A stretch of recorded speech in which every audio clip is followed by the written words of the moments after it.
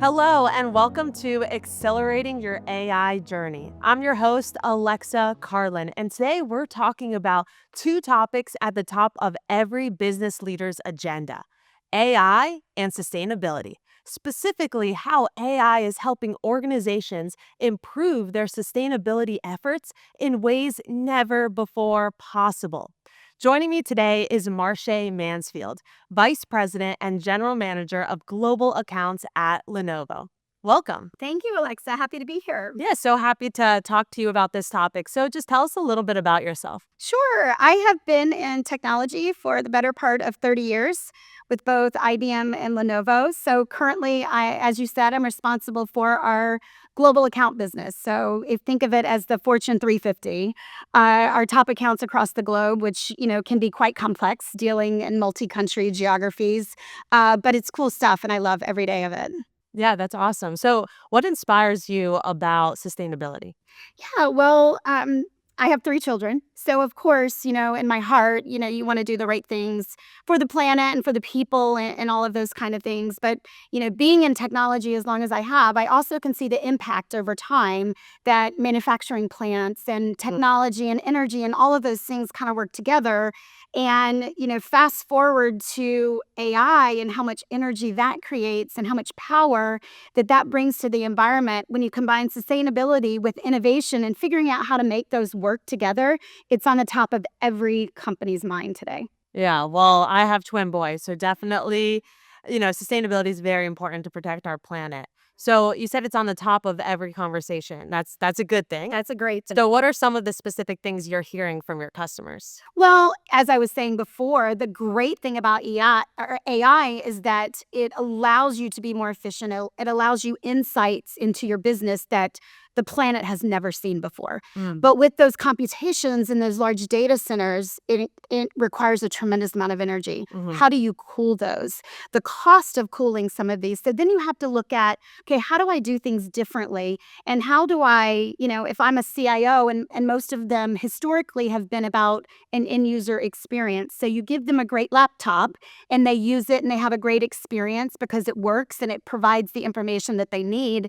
But now fast forward to AI when it is so many computations. And so they have to not only provide a great experience, but they have to think about reducing their carbon footprint as well. Mhm. And how do I run these devices cooler, not requiring as much energy to meet their sustainability goals? We read about that 83% of CIOs are say that sustainable metrics are top of, what they're focused on, as well as like what their department evaluations are based on. So with that, like what kind of pressure does it put on IT leaders? Yeah, an exorbitant amount. And I would honestly say it's probably a little higher than 83% from my perspective, because it really is a conversation of every customer that we meet on a daily basis. So you think about, AI, where are you storing your data in these massive data centers?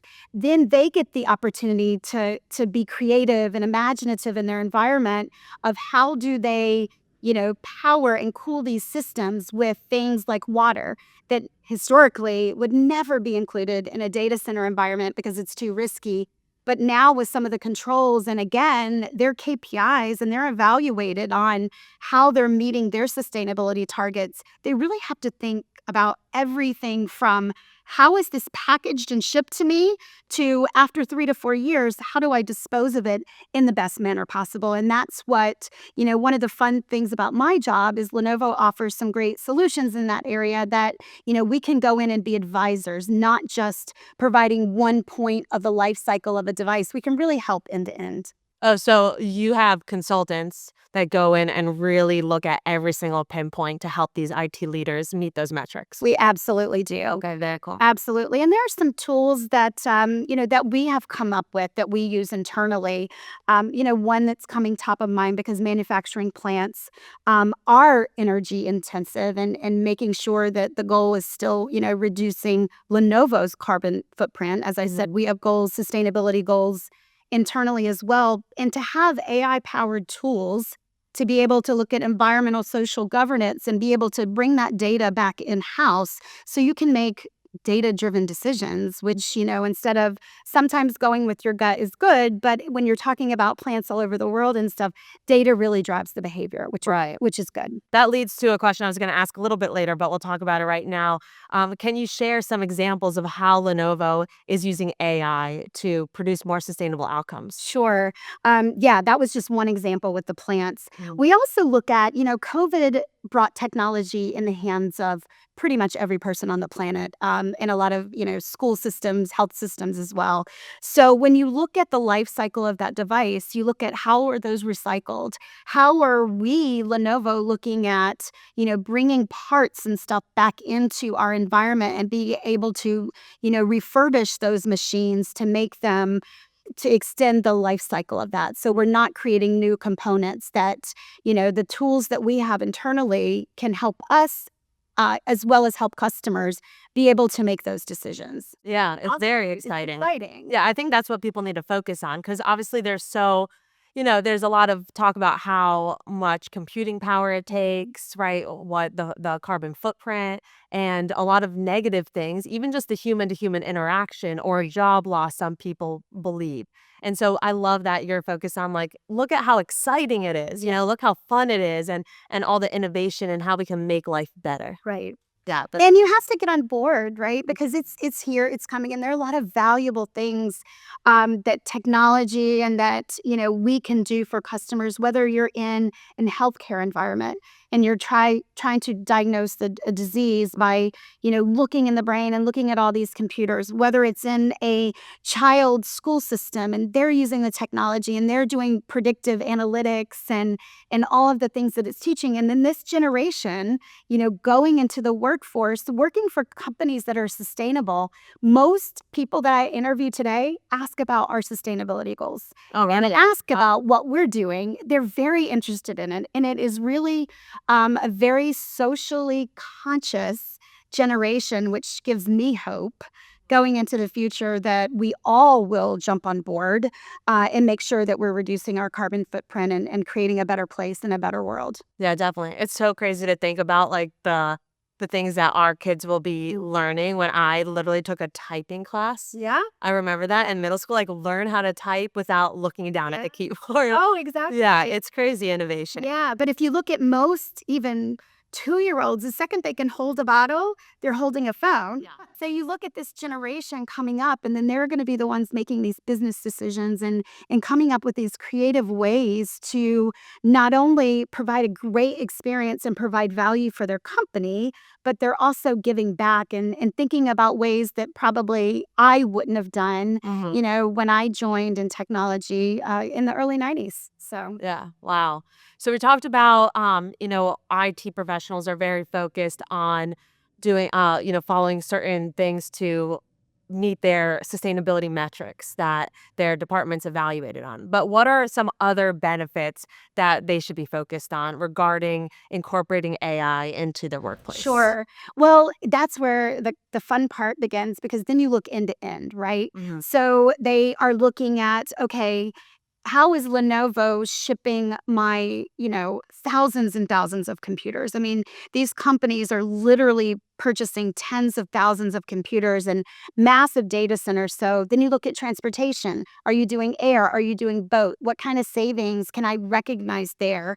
Are you using sustainable packaging to be able to, not claim that, but to be able to denote it on your end of the year evaluation on how your company performed against their goals. Predictability. You get on a life cycle and building computers that will last longer. So you're creating not as many because they last longer. So you're not, churning your manufacturing site, making more parts that perhaps you don't need. So what's interesting is when they look at all of the spectrum Hmm. of how you can save in really each phase of a deployment, a life cycle, that's where they start getting all jazzed up and talking to our teams about, how we're doing it internally and how our recommendations for their companies to adopt some of these practices. Hmm. So, yeah, there's so much you can think about, and it's really just thinking outside the box, right? It's not just with the technology itself. Like you said, it's even the packaging. Right. So, what are some of the challenges when you're looking at the full scope of it that IT leaders may face with trying to incorporate all these different sustainability practices? Yeah, some of the things I've heard is, the budgets never seem to go up. They always seem to get, crunched. So, IT always tries to optimize and to be efficient, right? With their however much budget that they have. So I have X amount of dollars and I need to spend them wisely, but also be conscious of some of the goals that their leadership team and their company has set out. And with sustainability, you want to make sure that you're doing the right thing, but that it also is not overextending your budget. So these are conversations of, we have a tool internally that we use called Lissa, which is, an advisor, a sustainability advisor. Think of it something like that, where it'll take a snapshot of your organization and make recommendations. Okay, currently you're doing it this way today. Have you thought about doing this? Maybe shipping a certain way or doing manufacturing a certain way with AI, then you can save on energy costs. Your device costs may go up, but you have to look at the whole equation. So, again, I mean, when you're talking to CIOs and they used to say, and even a salesperson, right? Say, this is my ThinkPad. It's a fantastic device. Your user will be really happy. And they test the device and look at it and then say, yeah, it's great. And they deploy it.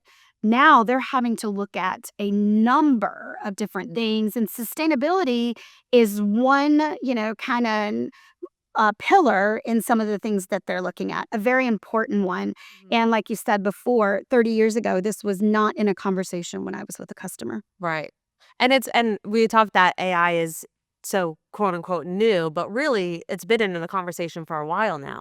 Maybe not 30 years, but it's been this thing that's just growing, and I think it's just getting quicker and quicker in the face of like more workplaces and enterprises incorporating it Yeah. into internally and externally for their customers. Exactly. And the question is, how do I use it efficiently?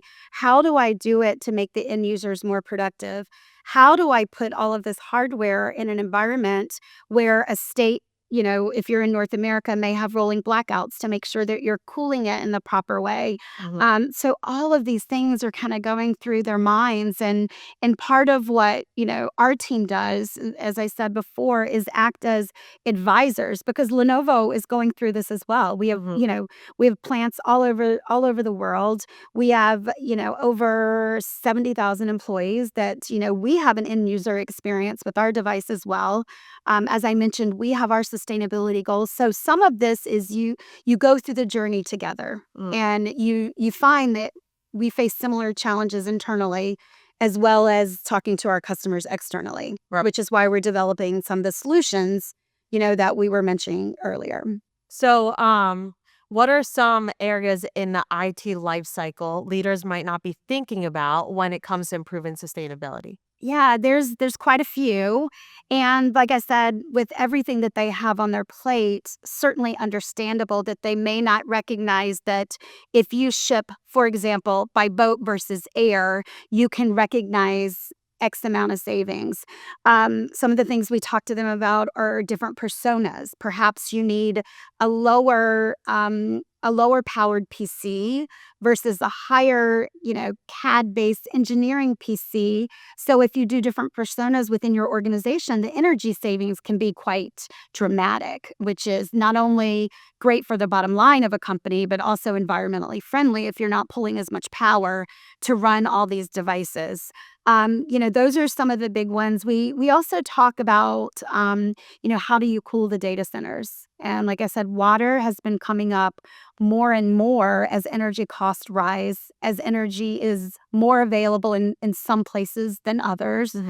So you really have to look at alternative methods, because, as I said, these systems and these big data centers are just power intensive devices with the computations that are being run.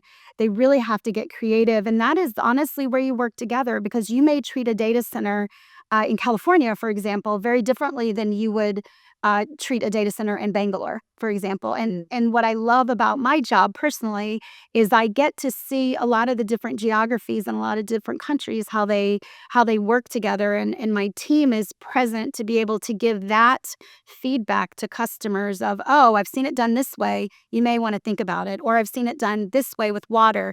You may want to think about it in your environment. And then we'll go in and we'll do a small little pilot or proof of concept to make sure that it's working for the customer and it's providing all the benefits that we think it could. And then you scale from there. So it's very customized. Very customized. Yeah. Which helps with your own, not using more power than you need. Exactly. Yeah. And that's where the benefit of some of the tools come in, is to be able to go in and run these applications in your environment to take a snapshot of your organization, because a hospital will be run very differently than maybe a manufacturing plant versus a school system versus someone in a rural county. So to be able to have AI applications to go in and make recommendations for you to dig a little deeper and to be able to identify, if you're starting on this journey of sustainability and, AI has been around a while. A lot of customers are still questioning, where is it beneficial and where do I need it and where can it provide value for my organization. So it is very customized, and that's the beauty of acting as an advisor role, is you go in and you really learn an environment to be able to make useful recommendations of how to go forward. Yeah, I mean, you need to know, even the path, the outcome that you want. And if you don't know that, it's like, where do I even start? Right. So Lenovo can help with that. Absolutely. That's awesome. It's not out of the box. And, my particular space, covering the global accounts, it's verticalized because, like I said, a hospital works very different than a retail store, distributed environment and all of those type things. So we absolutely do. There will be tools that are common because they go in and they provide data output to the customer and Lenovo to be able to make recommendations. But once you get the data, you got to figure out what to do with it. Right. And you've got to analyze it and figure out what the proposal is. And that is a lot of working very closely hand in hand with our customer to solve, internal customer problems as well as solve some of the world's problems. Yeah.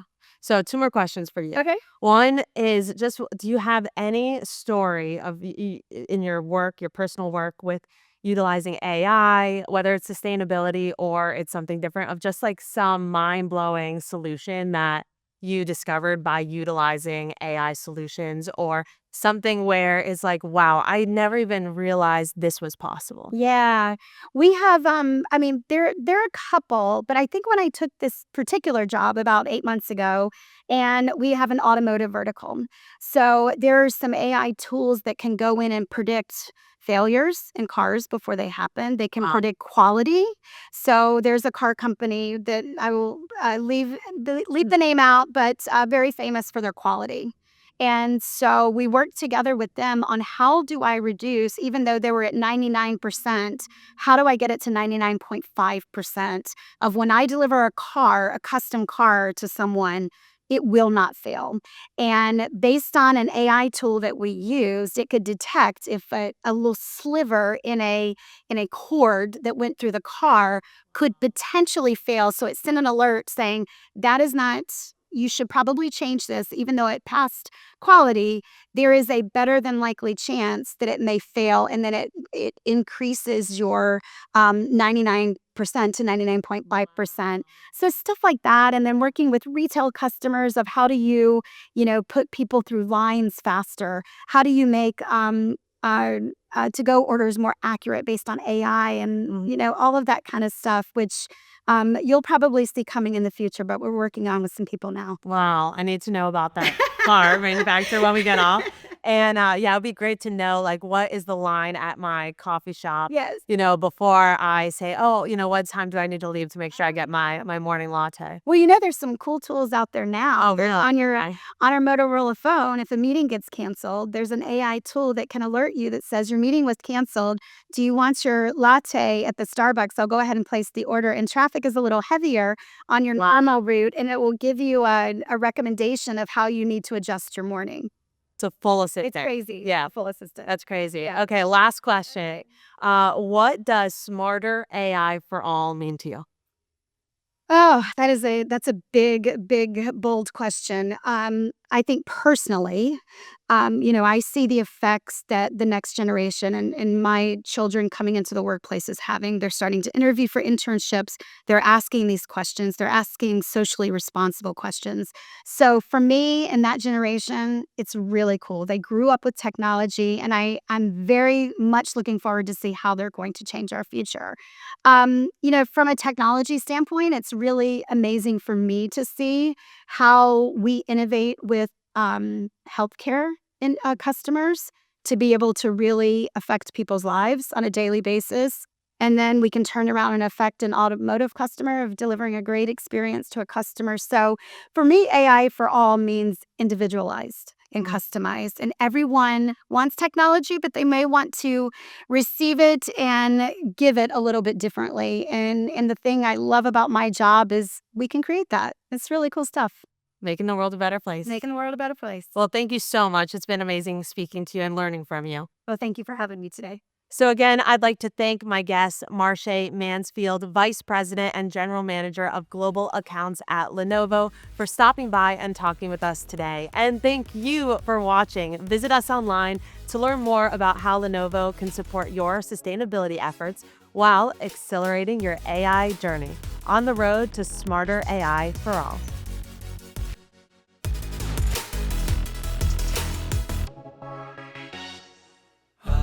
Lenovo, Lenovo.